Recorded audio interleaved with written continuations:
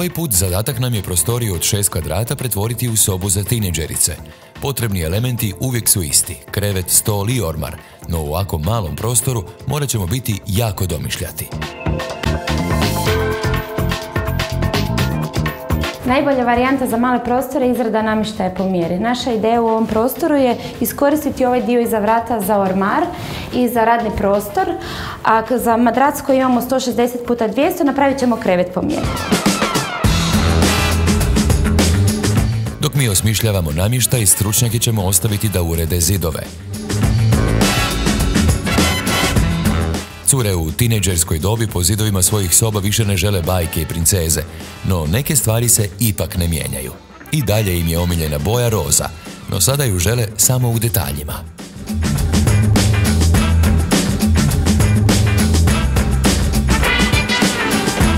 Zbog nedostatka prostora u zidu smo napravili nišu koja ujedno služi kao noćni ormarić. Prema želji cura obojili smo zid u rozo i posuli ga šljokicama, a dodatni blještavi efekt dala je indirektna rasvjeta. Namještaj žele u bijeloj boji, a na nama je sada da osmislimo najbolji mogući raspored.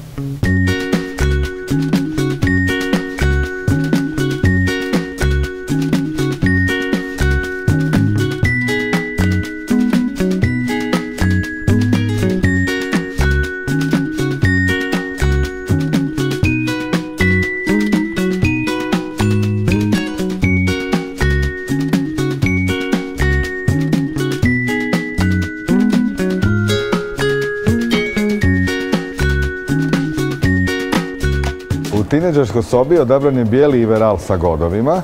Svi znamo da posljednjih nekoliko godina apsolutno prevladavajući trend u izradi namještaja i opremanju interijera je bijela boja.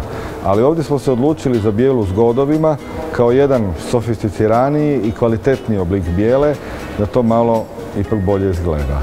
Preko puta je garderobni ormar koji je izrađen od klasičnog bijelog iverala, jer je bio zahtjev da bude što neupadljiviji i neutralniji. Također primijenjen je okov koji se otvara na potisak, tako da nema ručkice koje bi kvarile tu bijelu neprekinutu liniju. Okov je od izuzetne kvalitete jer je to presudno kod izrade namještaja. To nam daje garanciju da će taj naš namještaj kroz dugi broj godina kvalitetno funkcionirati. Nakon tjedan dana namještaj je gotov i možemo krenuti s montažom.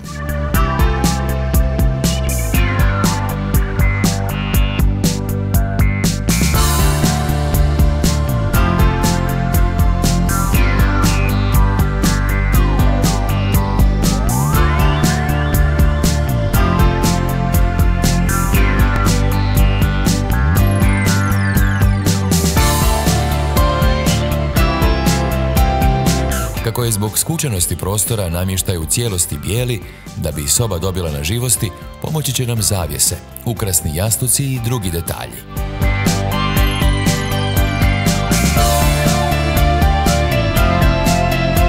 Sada kada je sva stolarija na svome mjestu, pogledajmo što smo sve napravili. Prema starom madracu izradili smo krevet. Donji dio sobe u potpunosti smo iskoristili ormarom, a u sve to uspjeli smo ugurati i radni stol tik uz radijator, da curama bude toplo kada budu pisali zadaću. I sve to u samo 7 kvadrata.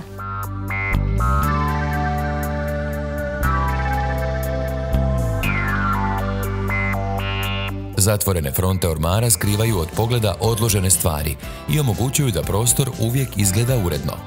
Koristeći otvaranje na potisak, dobivamo dojam stopljenosti ormara sa zidom.